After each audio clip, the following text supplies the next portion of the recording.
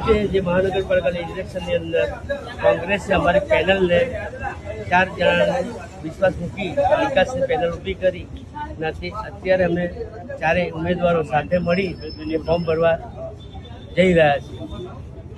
લોકો માટે શું પ્રયત્ન કરશો?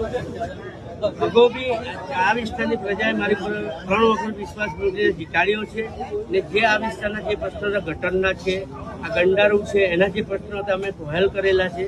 આ રસ્તાઓ અને ગટર જે તૂટી ગયેલા રોડ એના રસ્તાઓ તમામ 95% વિસ્તારના રસ્તાઓ બની ગયેલા છે। બીજું અમારા જકાત નાકાનું જે કાચ છે એના માટે હું આ એરિયા માટે લડ્યો તો અત્યારે કમિશનર સાહેબ થોડા કાચનું કામ મંજૂર કરેલું છે, થોડા સાહેબમાં